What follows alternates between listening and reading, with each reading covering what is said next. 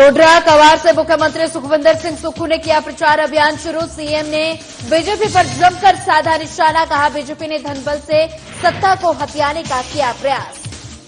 धर्मशाला पहुंचे सिक्किम के मुख्यमंत्री प्रेम सिंह तमांग, तिब्बती धर्मगुरु दलाई लामा से करेंगे मुलाकात। सिक्किम की वेशभूषा में लोगों ने सीएम का किया स्वागत।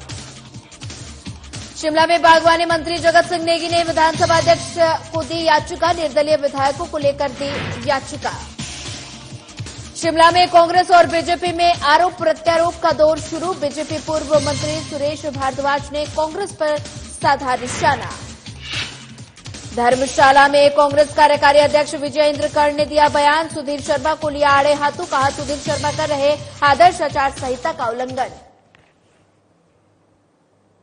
नमस्कार, मैं हूं आपके साथ सोनिया चौहान। हिमाचल प्रदेश की खबरों में आप सभी का स्वागत है। रुक करते हैं खबरों की ओर।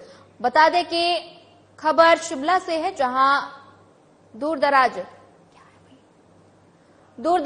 डोडरा कवार से की गई है और बीजेपी पर जोरदार हमला करते हुए सीएम ने कहा कि बीजेपी ने धनबल से सत्ता को हथियाने का प्रयास किया, लेकिन उनके इरादे कामयाब नहीं हो सके। साथ ही उन्होंने कहा कि प्रदेश की जनता सत्ता हथियाने की कोशिश करने की सजा बीजेपी को जरूर देगी और प्रदेश की चारों लोकसभा सीटें कांग्रेस पार्टी के खाते में डालेगी। साथ ही उन्होंने कहा कि बीजेपी ने धनबल का इस्तेमाल कर कांग्रेस पार्टी के 6 विधायकों को अपने साथ मिलाया और राज्यसभा चुनाव के लिए कांग्रेस प्रत्याशी के खिलाफ क्रॉस वोट किया। वहीं उन्होंने कहा कि बीजेपी ने पैसे के दम पर प्रदेश सरकार को गिराने की कोशिश भी की। मुख्यमंत्री ने कहा कि नेता विपक्ष जयराम ठाकुर ने धनबल के अहंकार में यहां तक कहा कि भगवान भी इस सरकार को नहीं बचा सकते, लेकिन देवी देवताओं के आशीर्वाद से वर्तमान राज्य सरकार ने बजट पास करवाया। आज मैं मुख्यमंत्री के तौर पर अपनी पहली चुनावी सभा को क्वार क्षेत्र से शुरू कर रहा हूं। ये मेरी पहली शिमला संसदीय क्षेत्र की चुनावी सभा है। अभी हमारे 2 प्रत्याशी घोषित हुए, जिसमें विनोद सुल्तानपुर जी, जिनके पिताजी केडी सुल्तानपुर जी होते थे, वो 6 बार सांसद रहे। उनके बेटे को हमने कहा इस समय पार्टी को आपकी जरूरत है। आप बेशक कसौली से एक 15 महीने पहले विधायक बने और 15 महीने पहले विधायक बनने के बाद आपको आज दोबारा से इस संसदीय क्षेत्र का प्रतिनिधित्व करने का मौका मिलेगा, लेकिन आपको चुनाव लड़ने का मौका कांग्रेस पार्टी ने दिया है और आपको चुनाव लड़ना है। जसकुंड जाखा 10 साल से नहीं बन रहा था। बरागटा जी को मैंने उठाया, बरागटा जी बोलते कि फॉरेस्ट की क्लियरेंस है, ये इसकी क्लियरेंस है। मैंने बैठक करके युद्ध स्तर पर उस कार्य को करने की शुरुआत की। 3 करोड़ रुपया उसमें स्वीकृत करवाया। 3 किलोमीटर रोड बन गया। आज भी चीफ इंजीनियर वहां गया, क्योंकि उनको मैंने पूछा कि मैं हो सकता है कि रोड देखने जाऊं, तो वो फटाफट देखने वहां गए।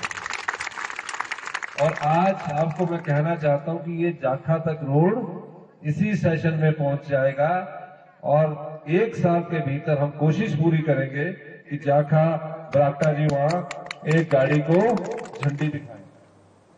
धर्मशाला में तिब्बती धर्मगुरु दलाई लामा से मुलाकात करने के लिए सिक्किम के मुख्यमंत्री प्रेम सिंह तमांग पहुंचे। वहीं मुख्यमंत्री प्रेम सिंह तमांग ने सिक्किम की वेशभूषा में तैयार लोगों की तरफ से स्वागत किया गया और इस दौरान कांगड़ा हवाई अड्डे के स्टाफ की तरफ से भी सिक्किम के मुख्यमंत्री का हिमाचली संस्कृति से स्वागत किया गया। और इसके बाद सिक्किम के सीएम का काफिला धर्मशाला की ओर रवाना हो गया और वहीं पत्रकारों से बातचीत करते हुए सिक्किम के मुख्यमंत्री प्रेम सिंह तमांग ने कहा कि वे अपने परिवार समेत विशेष तौर पर तिब्बती धर्मगुरु दलाई लामा से मुलाकात करने के लिए धर्मशाला आए हैं। साथ ही उन्होंने कहा कि ये उनका धार्मिक दौरा है और तिब्बती धर्मगुरु दलाई लामा से मुलाकात के बाद वो परिवार समेत जिला कांगड़ा के प्रसिद्ध मंदिरों में जाकर भी देवी देवताओं के दर्शन करेंगे।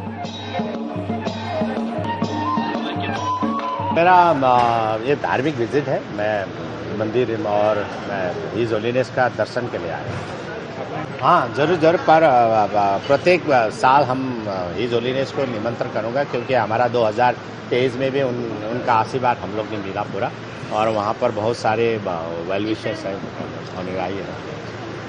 नहीं, क्योंकि हिज होलीनेस से मिलने से क्यों चाइना नाराज होगा? इसमें कोई ऐसा तो बात नहीं, नाराज क्यों होगा? मैं अपना पर्सनल उनका आशीर्वाद लेने के लिए आता हूँ बस। देखिए, जैसा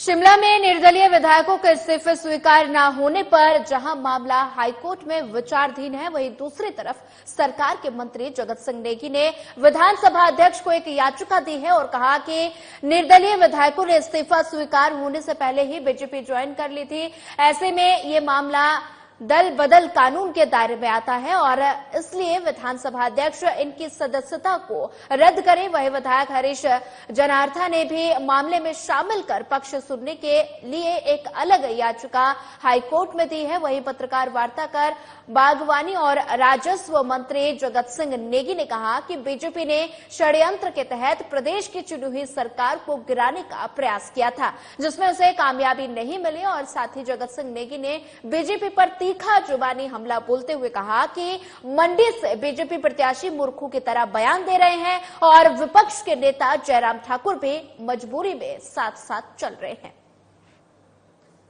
जो एक षड्यंत्र के तहत भारतीय जनता पार्टी ने एक लोकतांत्रिक तरीके से बहुमत की कांग्रेस की सरकार को गिराने का नापाक कोशिश की और उसमें वो सफल नहीं हुए।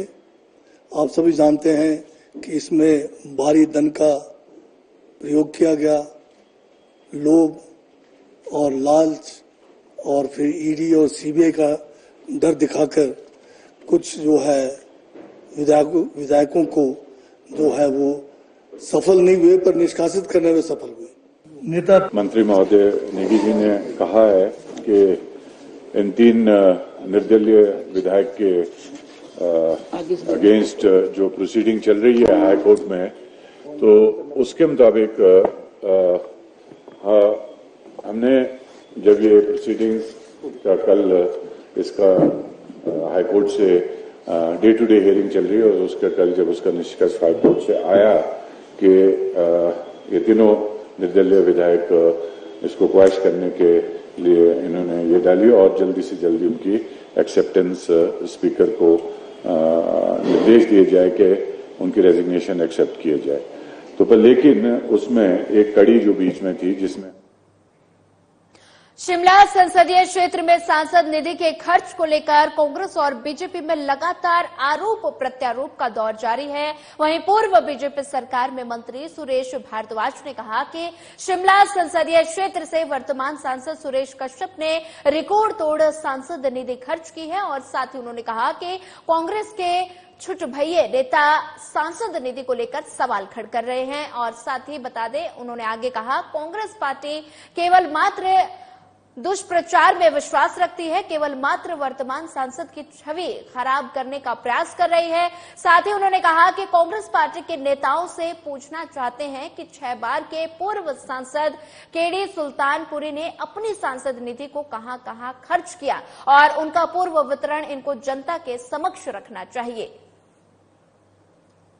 हर सांसद को सांसद निधि मिलती है, एमपी लैड्स जिसको कहते हैं, सांसद लोकल एरिया के कामकाज के लिए जो है फंड। ये पहली बार 1990 के बाद जब बीजेपी के समर्थन से जनता दल की सरकार थी उस वक्त शुरू हुआ था। तब 1 करोड़ रुपया साल का मिलता था, फिर 2 करोड़ हुआ, अब ये 5 करोड़ साल का मिलता है। और शिमला लोकसभा क्षेत्र को सबसे अधिक बार लोकसभा में रिप्रेजेंट किया है शिमला क्षेत्र से श्री कृष्ण दत्त सुल्तानपुरी जी ने। वो 6 बार जो है सांसद रहे यहाँ से, लेकिन उनका एक तकिया कलाम जो है वो आज भी चलता है कि जीतेगा तो सुल्तानपुरी।